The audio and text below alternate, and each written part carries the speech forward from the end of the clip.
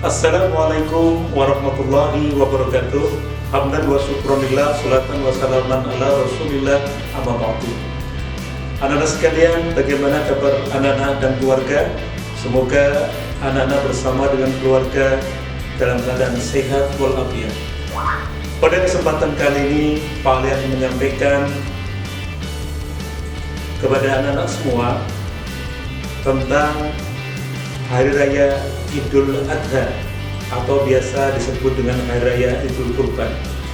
Anak sekalian, tentunya kita bersyukur kepada Allah Subhanahu wa Ta'ala setelah kemarin kita diberikan kesempatan oleh Allah untuk bisa berjumpa dengan bulan suci Ramadan, dengan Idul Fitri, dan kita semuanya kembali dipertemukan oleh Allah di Hari Raya Idul Adha atau Idul Kurban.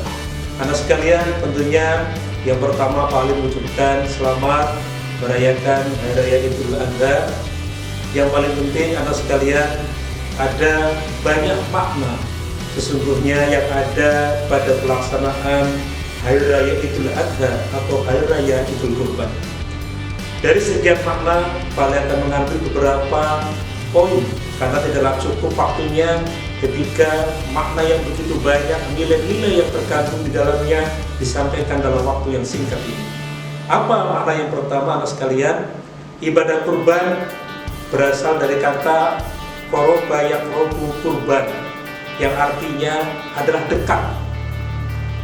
Dekat bagaimana? Dekat dengan Allah Subhanahu wa Ta'ala. Seorang hamba, seorang manusia dekat dengan Allah Subhanahu wa Ta'ala sebagai sang Khalik, sang pencipta.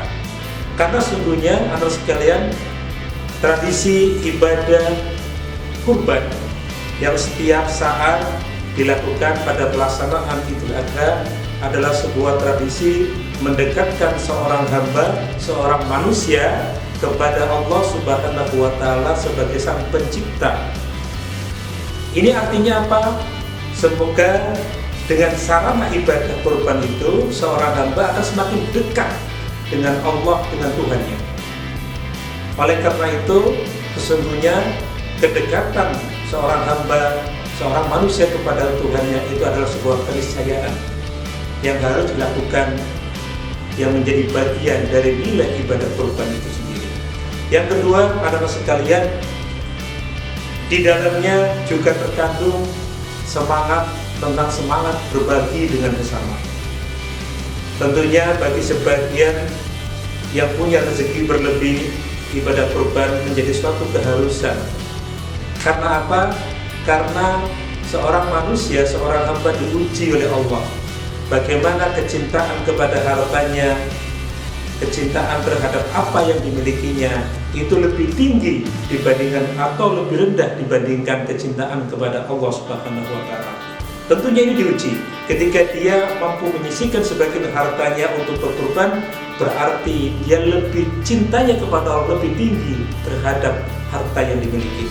Tentu hal yang wajar sebagai seorang manusia, seorang hamba, anak sekalian, kita cinta terhadap harta kita, tentu hal yang wajar.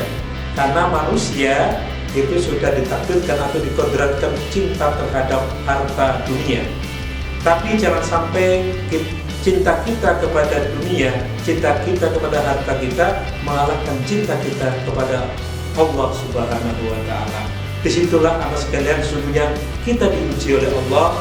Bagaimana kecintaan kita kepada harta yang kita miliki terhadap cinta kita kepada Allah Subhanahu wa Ta'ala. Disitulah kita diuji. Oleh karena itu, mudah-mudahan yang punya kemampuan rezeki berlebih bisa berkorban untuk membuktikan bahwa cinta kita kepada Allah itu lebih tinggi, lebih besar terhadap cinta kita terhadap harta yang kita miliki. Itu yang kedua. Yang ketiga adalah anak sekalian tentang semangat berbagi. Ibadah kurban sesungguhnya adalah semangat berbagi dengan sesama, karena daging kurban yang kita kurbankan, yang disembelih itu kemudian kita bagikan kepada masyarakat sekitar, kepada yang membutuhkan.